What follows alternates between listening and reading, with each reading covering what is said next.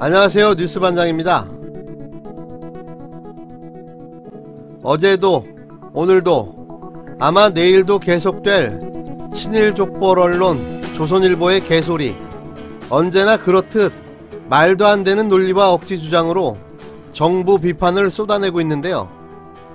누가 본다고 기사를 쓰고 있는 건지 신문 찍어내자마자 바로 재생 폐지로 보내지는 찌라시 주제에 돈 낭비, 시간 낭비 그냥 짠합니다.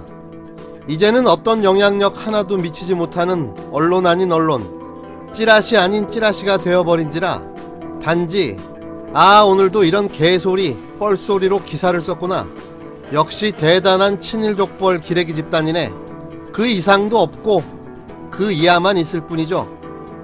사실 언급하는 자체도 무의미한 조선, 제가 이 친일족벌 언론을 언급하는 이유는 단 한 가지입니다. 말도 안 되는 논리 주장에 근거한 황당 기사를 알리고 이 쓰레기 언론의 만행이 계속되지 않게 하기 위함입니다. 26일 어김없이 또 황당 기사가 나왔는데요. 요점만 정리하면 이렇습니다. 일본 경제 보복에 나라가 허물어졌답니다. 문재인 정부의 무능이 자초한 일이라는 건데요. 또 여기에 정몽준 씨가 과거에 얽매이지 말자는 친일 옹호적인 컬럼까지 게재해 진정한 친일 언론, 아니 산케이 한국 지부다운 면모를 과시했습니다. 나라가 허물어졌답니다. 나라가. 대체 이 나라를 이 모양으로 만든 사람들이 누구입니까? 이 모든 사태가 문재인 정부의 탓이라는 겁니까? 이명박근혜 정부에서 자행된 친일 행각들이 현재 이 사건의 모든 원인들입니다.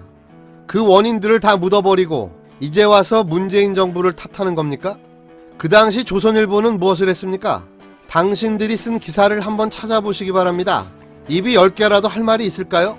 그러니 일제강점기 그렇게 친일을 하던 언론사가 변절과 변신을 거듭하며 대한민국에 기생하며 여태까지 살아온 거겠죠. 거두절미하고 한 가지만 말하겠습니다. 개소리는 집어치우고 이제는 좀 그냥 찌그러져 있어 줬으면 좋겠습니다. 날씨도 더운데 몹시 불쾌하고 짜증스럽습니다. 이러다가 정말 큰일납니다. 국민들이 들고 일어나 응징할 수도 있을 것 같습니다. 조심하시기를 엄중하게 경고드립니다. 일본의 경제보복 조치에 외려 한국 정부 대응을 비판했던 조선일보가 이번엔 과거사에 얽매이지 말자는 컬럼을 싣고 나라가 짧은 시간에 허물어졌다고 주장했습니다.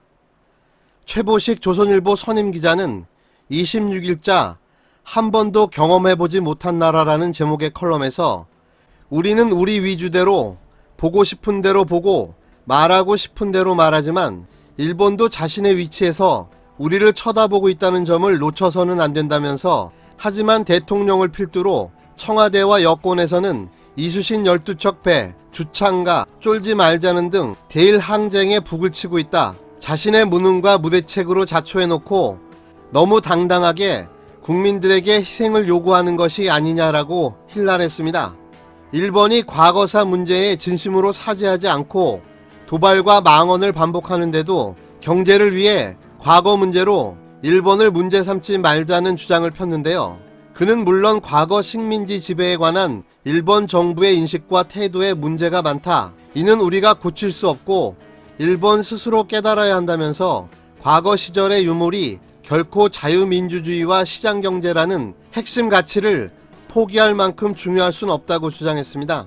마지막 문단엔 박근혜 씨 탄핵 때도 조선일보에서 보기 어려웠던 표현까지 나왔는데요.